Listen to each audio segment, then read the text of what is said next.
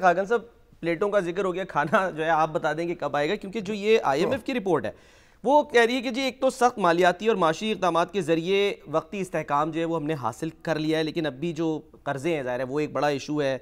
कमज़ोर सरमायाकारी है, यानी एफडीआई की भी बात हो रही है कि उसमें अभी हमें मज़ीद जो है वो बेहतरी चाहिए। बहरान टल गया है सर, लेकिन इस्तेहकाम को पायदार और जामे माशी तरक्की में जो बदलना है वो कितना बड़ा चैलेंज है और कैसे ये चैलेंज जो है वो हम पूरा करेंगे? तो पाकिस्तान को ये समझना है, हमें सबको समझना है कि we have to be very realistic where we stand. Pakistan में एक मैक्रो स्टेबिलिटी है, इसमें कोई दो आरा नहीं हो सकती। अफरात ज़र कम हो गई है, बैरूनी खसारा संभल गया है, लोकल खसारे संभल गए हैं।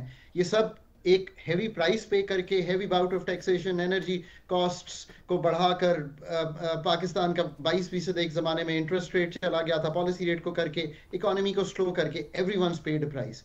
इस स्टेबिलिटी का आना आईएमएफ की एंगेजमेंट से, जिसे कहते हैं जुड़ा हुआ है, वो कंटिन्यू होनी चाहिए, नंबर वन। दूसरी चीज ये है कि इसका ये मतलब कतई तौर पे नहीं समझना चाहिए कि एनर्जी सेक्टर ठीक हो गया, ये नहीं समझना चाहिए कि मुल्क डीरेगुलेट हो गया, ये नहीं समझना चाहिए कि प्राइवेटाइजेशन हो गई है, ये नहीं समझना चाहिए कि आज भी हम एग्रीकल्चर इनकम टैक्स के निफाज करने से घबराते हैं और चाहे कोई भी वजह हो नहीं करते।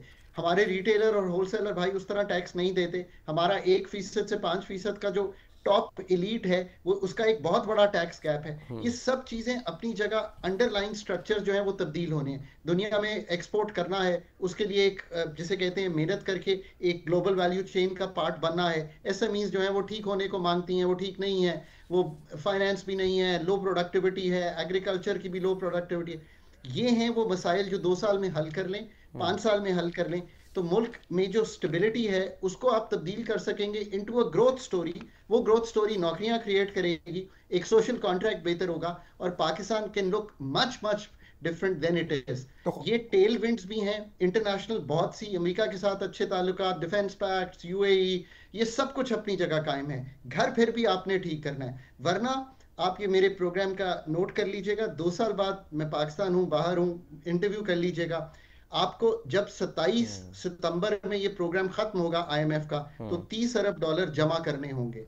अगर ये सब चीजें तब तक ना हुई, और time is of the essence, बहुत कोशिश कर रहे हैं, बहुत अच्छी बात है, सब पुल कर रहे हैं, अगर वो सब चीजें उस वक्त तक ना हुई तो आपको वो $30 अरब, अगर एक्सपोर्ट बास्केट ना पिकअप की, अगर ट्रेड डेफिसिट ना संभला, अगर ये सब कुछ आप ना कर पाए, तो उस वक्त के $30 अरब जमा करने के लिए you may have to again go back to the fund, and I don't want कि पाकिस्तान दोबारा गोया हमें खुश होकर आराम नहीं करना है, कमर कसे रखनी है और बड़ी हिम्मत के साथ काम लेना है।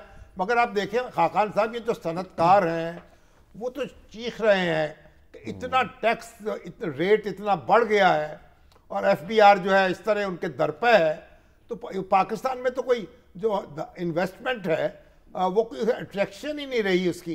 तो जो अंदरूनी सरमायाकार जो हैं उनके लिए अट्रैक्शन नहीं है, वो बाहर जा रहे हैं बैरून मुल्क, और जब यूएई में और दूसरी जगहों पे इन्वेस्टमेंट कर रहे हैं, और जो बैरूनी सरमायाकार है वो फिर कैसे आएगा?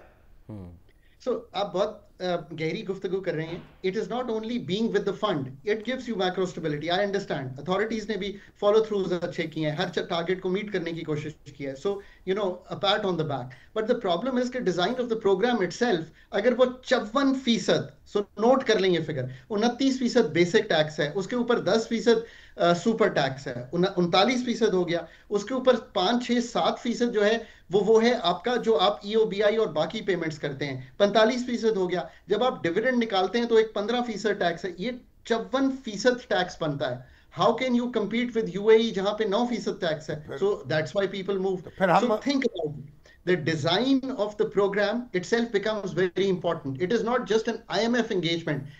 It is the design of the host country which makes all the difference. I keep repeating this. It is your program. Design it better.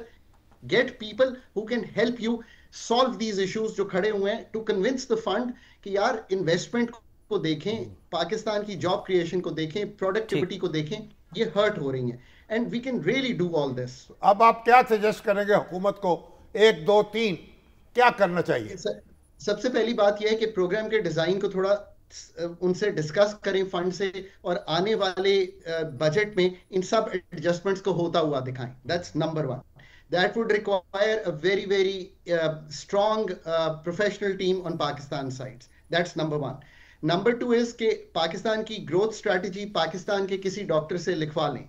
That number two वो इतनी क्लियर होनी चाहिए कि अब सेंट्रल बैंक भी ये कह रहा है, SIFC ने भी कहा है, आई सेकंड दैट, वो लिखवा लें ताकि आपको क्लैरिटी आ जाए कि वो ग्रोथ स्ट्रैटेजी क्या होगी, और फिर उसको अगले 3 साल में रोल आउट करें ताकि जैसे ही हम फंड से निकल रहे हों वो ग्रोथ स्ट्रैटेजी अपने जो पांव हैं वो स्कैफोल्डिंग बना चुकी हो ताकि आप मूव ऑन कर जाएं इनटू एन सर बस एक मैं सिर्फ कोई बात हुकूमत आपकी बात सुन रही हो उस पर अमल करे और कोई स्टेबिलिटी आ जाए, को हंगामा दंगा फसाद ना हो, सियासतदान आपस में जो उलझे हुए हैं वो भी कुछ एक हमारा ख्याल कर लें.